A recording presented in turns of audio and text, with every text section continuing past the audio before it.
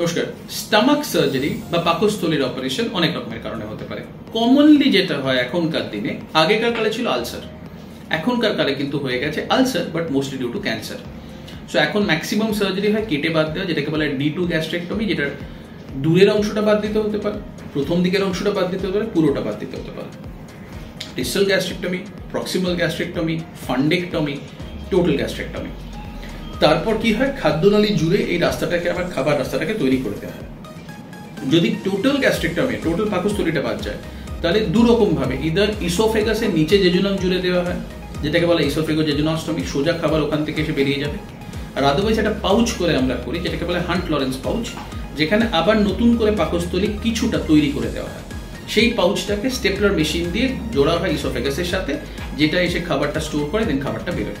So that is a reconstructive procedure after the D2 gastrectomy, but D2 is must, or D1 plus অনেকে বলে। অর্থাৎ cancer বাদ দেওয়ার সময় শুধু পাকস্থলী বাদ দিতে হবে, তার সাথে যত চর্বির আবরণ আছে, যত লিম্ফ নোডস আছে, লিম্ফ্যাটিক্স আছে, সব বাদ দেওয়া দরকার।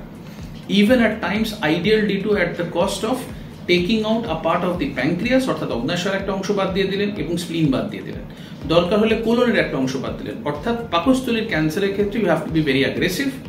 যদিও আজকালকার দিনে যে ক্যান্সারগুলো পাকস্থলীর বাইরে ফুড়ে বেরিয়ে গেছে, তাদের ক্ষেত্রে অনেক সময় আমরা কি করি, আগে কেমোরেডিওথেরাপি দিই, ডাউন স্টেজ করি, তারপর আমরা সেটাকে কেটে বাদ দিই।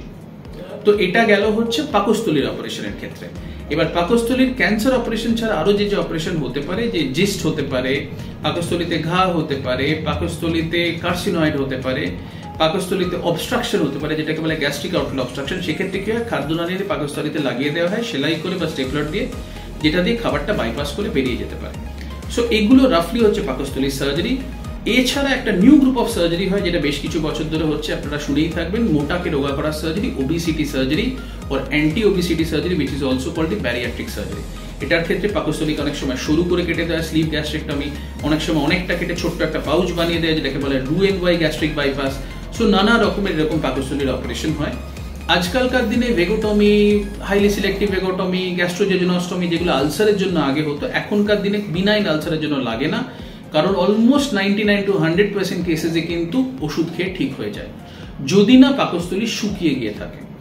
Last but not the least, পাকস্থলী এন্ড খাদ্যনালীর একটা অ্যাটিপিক্যাল অপারেশন হয়, যেটা আমাদের খুব কমনলি অনেক সময় করতে হয়, is acid or alkali injection. কেউ সুইসাইডাল বা ভুল করে কেউ অ্যাসিড খেয়ে নিল বা অ্যালকালি খেয়ে নিল বা ব্লিচিং পাউডার খেয়ে নিল, তখন পাকস্থলী পচে যায়, পুড়ে যায়। সেক্ষেত্রে ওটাকে রিকনস্ট্রাক্ট করতে হয়, কেটে বাদ দিয়ে রিকনস্ট্রাক্ট করতে হতে পারে, জুড়ে রিকনস্ট্রাক্ট করতে হতে পারে, বাইপাস করতে হতে পারে। সো পাকস্থলীর অনেক রকমের সার্জারিজ হয়। To sum up, laparoscopic, robotic, open, যে কোনো সার্জারি করা সম্ভব। তো এইগুলো হচ্ছে গ্রসলি অ্যাবাউট স্টামাক সার্জারিজ।